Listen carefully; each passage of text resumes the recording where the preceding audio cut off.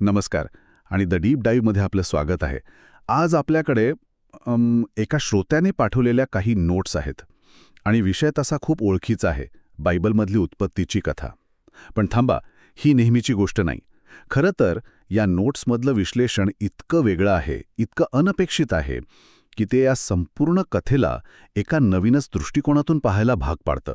म्हणजे आपला आजचा उद्देश पहिल्या आदमची गोष्ट पुन्हा सांगणं नाहीये, तर त्यामागचा खरा अर्थ काय आहे हे या नोट्सच्या आधारे शोधणं आहे. त्याची जबाबदारी काय होती, त्याला जी मदतनीस सोबती मिळाली तिचा नेमका अर्थ काय, आणि या सगळ्याचा संबंध शेवटच्या आदम नावाच्या एका मोठ्या संकल्पनेशी कसा जोडला जातो. चला बघूया यात नक्की काय दडलंय. तर या कथेची सुरुवातच एका मोठ्या वैश्विक संघर्षाने होते. या नोट्सनुसार देवाने सैतान गुराटे नावाच्या एका बंडखोर शक्तीला हेडीज म्हणजे अधोलोकात एका अंधारा ठिकाणी बंद केलं होतं. अंधार का? कारण तिथे देवाच्या आज्ञांचं पालन होत नव्हतं. आणि मग ह्याच अंधारात देव एका मेणबत्तीप्रमाणे आदमची निर्मिती करतो. देवाचं प्रतिरूप असलेला आदम, आणि त्याचं मुख्य काम होतं देवाच्या आज्ञा पाळणं. पण हे इतकं साधं नव्हतं, नाही का? नाही, अजिबात नाही. यामागे एक मोठं कारण होतं. अगदी बरोबर. हे काम साधं नव्हतं, कारण यामागे सैतानाने दिलेलं एक आव्हान होतं. या नोट्सनुसार सैतानाचा देवावर असा आरोप होता की तू निर्माण केलेले जीव तुझ्या आज्ञा पाळूच शकत नाहीत. अच्छा. ते तुझ्या नियंत्रणात राहू शकत नाहीत.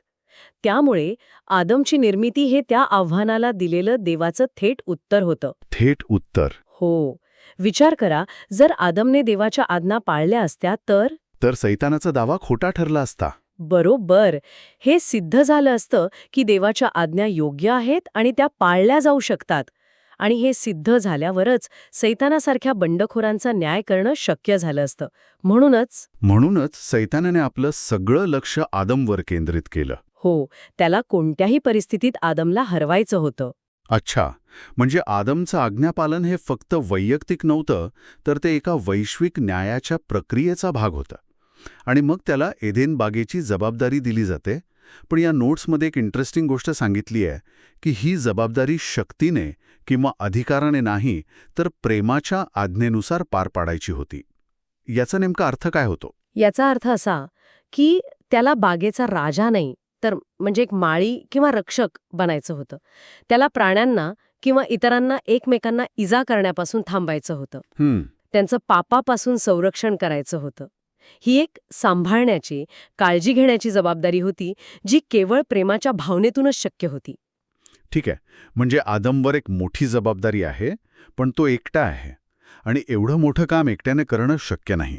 इथेच मदतनीस सोबतीची गरज निर्माण होते. हो, आणि या नोट्समध्ये त्यासाठी दोपणून बेफिल हा मूळ शब्द वापरलाय. देवाला जाणवतं की आदमला सैतानाच्या हल्ल्यांपासून आणि पापापासून एदेनचं रक्षण करण्यासाठी एका सोबतीची गरज आहे. मग देव प्राणी आणि पक्षी आदमकडे आणतो. तो त्यांना नावं देतो, पण त्याच्या चेहऱ्यावर निराशा दिसते. त्याला हवा तसा सोबती मिळत नाही. इथेच त्या दोपणून बेफिल या शब्दाचा खरा अर्थ महत्वाचा ठरतो. याचं भाषांतर मदतनीस असं केलं जातं, पण त्याचा मूळ अर्थ खूप खोल आहे. त्याचा अर्थ केवळ मदत करणारी व्यक्ती असा नाही, तर एक समान पातळीवरची, समोरासमोर उभी राहून पूर्ण करणारी शक्ती असा होतो.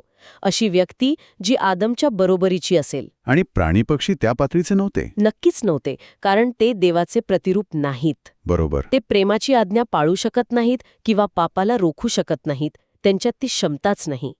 आदम नसता तर ते कदाचित एकमेकांना तुडवून पुढे गेले असते. आदमला असा सोबती हवा होता जो त्याच्यासारखाच विचार करू शकेल आणि ती जबाबदारी उचलू शकेल. अगदी. मग ती नाट्यमय घटना घडते. देव आदमला गाढ झोपवतो, इतकी गाढ की जणू काही तो मेला आहे. आणि त्याच्या बरगडीतून स्त्रीची म्हणजे हव्वाची निर्मिती करतो. आदम तिला पाहिल्यावर जे म्हणतो ते खूप महत्वाचं आहे. ही माझ्या हाडांतील हाड आणि मांसातील मांस. म्हणजे ही माझ्यासारखीच आहे. हो, तो तिला आपली दोपणून बेफिल म्हणून ओळखतो. हो, तो क्षण ओळखण्याचा आहे. त्याला अखेर त्याच्यासारखी, त्याच्या बरोबरीची सोबती मिळते. आणि आता ते दोघे मिळून एदेनचं रक्षण करू शकतात. निदान तशी अपेक्षा तरी होती. बरोबर. ही आदमच्या मृत्यूतून त्याच्या वधूच्या जन्माची कल्पना या नोट्सनुसार ही केवळ एक कथा नाही, तर एक मोठं रूपक आहे, नाही का? इथेच पहिला आदम आणि शेवटचा आदम यांची तुलना येते. हो, आणि हे या विश्लेषणाचं म्हणजे हृदय आहे असं म्हणायला हरकत नाही.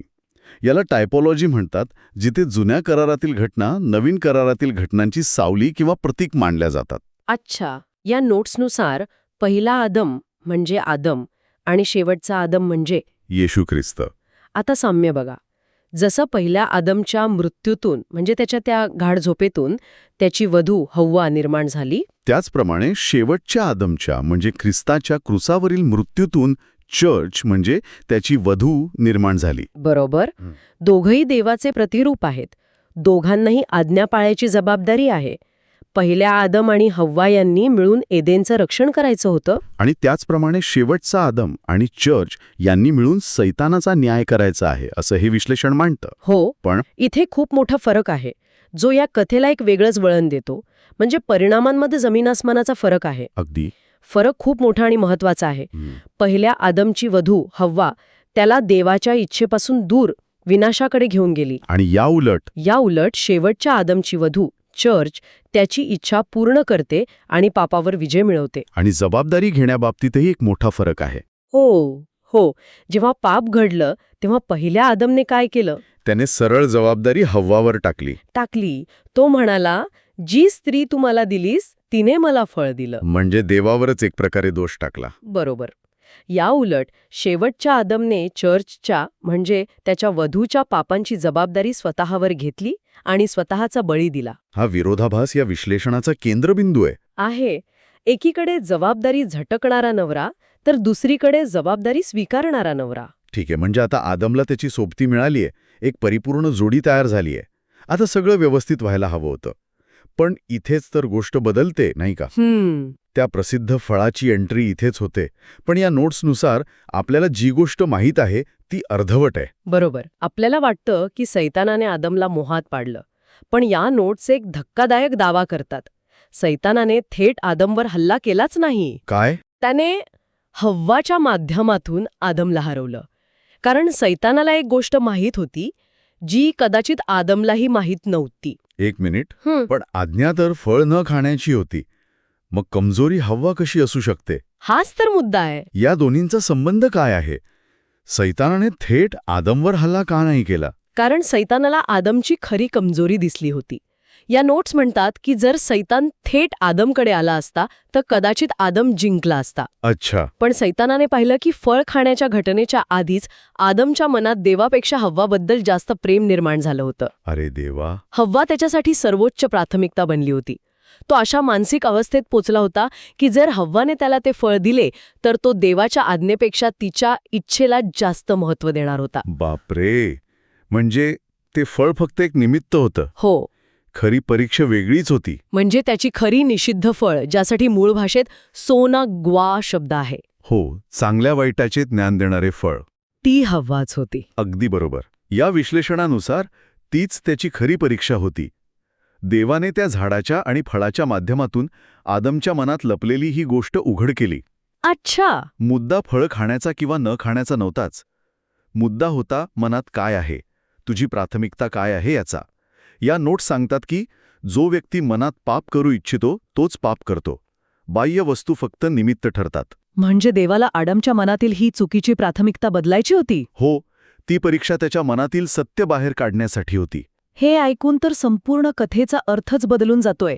म्हणजे आदमचं पतन फळ खाल्ल्यामुळे नाही तर त्याआधीच त्याच्या मनात झालं होतं. बरोबर. आणि मग या नोट्समध्ये पुढे असंही म्हटलं आहे की आदमने हव्वाला मदतनीस सोबती म्हणून निवडणे हीच एक चूक होती. हो. हे तर खूपच धक्कादायक विश्लेषण आहे. मी आजपर्यंत हे असं कधीच ऐकलं नव्हतं. हो, हे समजायला थोडं कठीण आहे, पण या विश्लेषणाचा तोच तर्क आहे. त्यांच्या मते आदामने मानवी पातळीवर मदत शोधली. त्याने स्वतःच्या बरोबरीचा सोबती शोधला. पण त्याने देवालाच आपला मदतनीस निवडायला हवा होतं. म्हणजे त्याने दैवी मदत मागायला हवी होती. हो. या नोट्सनुसार दैवी मदतीचे 2 स्रोत आधीच होते, ज्यांना सांत्वनकर्ते किंवा कम्फर्टर्स म्हटले आहे. अच्छा. दुसरा देव म्हणजे देवपुत्र, हा पहिला सांत्वनकर्ता म्हणून, आणि तिसरा देव म्हणजे पवित्र आत्मा, दुसरा सांत्वनकर्ता म्हणून. आदामने त्यांच्याकडे जायला हवं होतं, पण त्याने स्वतःसारख्याच दिसणाऱ्या मानवी सोबतीमध्ये समाधान मानलं. आणि तिलाच आपली अंतिम मदत समजण्याची चूक केली. हो. पण जर देवाला हे सगळं माहीत होतं की आदम अशी चूक करेल, तर मग देवाने त्याला अडवलं का नाही? असं वाटू शकतं की देवानेच त्याला अपयशी होण्यासाठी परिस्थिती निर्माण केली. हां, खूप महत्वाचा प्रश्न आहे. या नोट्स स्पष्ट करतात की देवाला हे आधीच माहीत होतं. पण याचा अर्थ असा नाही की देवाने त्याला चूक करण्यास प्रवृत्त केले. देवाने आदमला निवड करण्याचं स्वातंत्र्य दिलं होतं. हं, पण देवाने आदमच्या या चुकीच्या निवडीचा उपयोग एका मोठ्या योजनेसाठी केला. त्यांनी या घटनेला शेवटचा आदम आणि चर्च यांच्या भविष्यातील नात्याचे एक प्रतीक बनवलं. प्रतीक म्हणजे काय? यासाठी नोट्समध्ये येपिओ हा शब्द वापरला आहे, ज्याचा अर्थ आहे पूर्वसूचना किंवा एक जिवंत प्रतीक. अच्छा, येपिओ. हो, आदम आणि हव्वाचं नातं, आदमचा हव्वाला अधिक महत्त्व देणं आणि त्यामुळे आलेलं पतन, ही संपूर्ण घटना भविष्यात येणाऱ्या शेवटचा आदम आणि त्याच्या वधूच्या म्हणजे चर्चच्या नात्याची एक पूर्वसूचना होती. अरे वा. देवाने आदमच्या चुकीला सुद्धा आपल्या मोठ्या योजनेचा एक भाग बनवलं. अच्छा, म्हणजे मेसाया पाठवण्याची योजना ही आदमच्या चुकीनंतर बनवलेली प्लॅन बी नव्हती. नाही. या नोट्सनुसार देवाने सृष्टी निर्माण करण्यापूर्वीच ही योजना केली होती. बरोबर, आदमची चूक अनपेक्षित नव्हती, ती त्या मोठ्या योजनेत समाविष्ट होती. ती घटना दुर्दैवी होती. पण देवाच्या नियंत्रणाबाहेरची नव्हती. तर या सगळ्या सखोल चर्चेनंतर आपण कुठे येऊन पोचतो? आदमची कथा ही केवळ एका माणसाच्या आज्ञाभंगाची आणि पतनाची कहाणी नाही. नाही. या नोट्सनुसार ही एका मोठ्या वैश्विक योजनेचे एका रूपकाचे प्रतीक आहे. पहिला आदम हा शेवटच्या आदमची सावली होता. आणि सर्वात महत्वाचं म्हणजे आदमची खरी परीक्षा एका फळात नव्हती, तर त्याच्या हृदयात होती, त्याच्या प्राधान्यक्रमात होती. हो, त्याचं देवावरील प्रेम आणि त्याच्या सोबतीवरील प्रेम यात तोल राखण्यात तो अपयशी ठरला. त्याची खरी लढाई बाहेरच्या मोहाशी नव्हती, तर त्याच्या आतल्या चुकीच्या इच्छेशी होती. आणि इथेच सैतान जिंकला. आणि याच ठिकाणी शेवटच्या आदमची भूमिका येते. जिथे पहिला आदम हरला, तिथे शेवटचा आदम जिंकला.